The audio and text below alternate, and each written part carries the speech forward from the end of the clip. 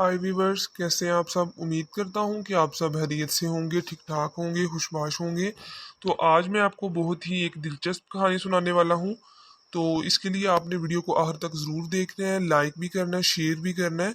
और ये स्टोरी है एक किसान के बारे में। किसी गांव में एक किसान रहता था। वो सुबह सुबह अपने खेत में काम के लिए जाता और शाम को लौट आता। एक मर्तबा वो खेत में हल चला रहा था, उसे एक हीरा मिला। हीरा पाकर किसान बहुत खुश हुआ। वो सोचने लगा, उसको बेचकर खूब रुपया कमाऊंगा। वो शहर में जाकर रहूंगा और अपने बच्चों को पढ़ाऊंगा, लिखाऊंगा और बड़ा आदमी बनाऊंगा। किसान सीधा जौहरी के पास गया। जौहरी ने जेब में हीरा देखा तो हैरान रह गया। इसने किसान से पूछा कि तुम्हें ये हीरा कहाँ से मिला। किसान ने उसे पूरी कहानी सुना दी।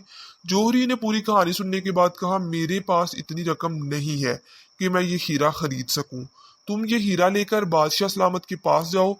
किसान वहां से बादशाह सलामत के दरबार में पहुंचा। उसने बादशाह को सारी हकीकत बताई और हीरा बादशाह के सामने रख दिया। हीरा देखकर बादशाह हैरान रह गया, क्योंकि उसके खजाने में भी इतना कीमती हीरा नहीं था।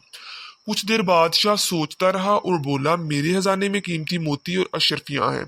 मैं तुम्हें 1 घंटे की मोहलत देता हूँ, तुम वहां जाकर जो लेना चाहो ले लो। किसान ने कहा, जैसा बादशाह हुक्म दे। बादशाह ने अपने नौकर से कहा, इसे खजाने वाले कमरे में पहुंचा दो और 1 घंटे बाद बाहर निकाल देना। नौकर किसान को खजाने के कमरे में ले गया। किसान इतना बड़ा खजाना देखकर बहुत खुश हुआ। वहां एक आरामदा मखमली बिस्तर बिछा हुआ था। किसान ने सोचा, अभी बहुत वक्त है, पहले थोड़ी देर आराम कर लूंगा, फिर जो चाहूं ले लूंगा। चनाचा वो बिस्तर पर लेटा और उसे नींद आ गई। 1 घंटे के बाद बादशाह का नौकर वहां आया और उसे जगाकर कहा, उठो, 1 घंटा हो चुका है, अब बाहर निकलो। किसान ने कहा, अभी तो मैं यहाँ से कुछ भी नहीं लिया, मैं बाहर नहीं जाऊंगा। मगर नौकर ने खींचकर उसे खजाने के कमरे से बाहर निकाल दिया। किसान रोता हुआ बादशाह के पास पहुंचा, सारी बात कह सुनाई।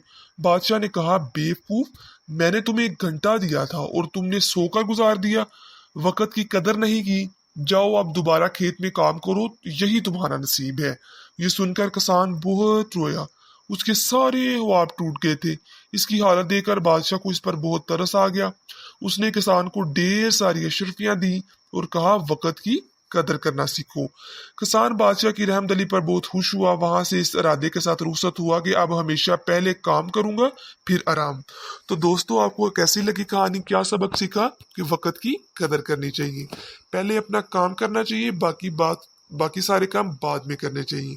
तो आपको अगर मेरी वीडियो पसंद आई है तो मेरे चैनल को लाइक एंड सब्सक्राइब जरूर करना। मिलते हैं अपनी अगली वीडियो में, तब तक के लिए बाय।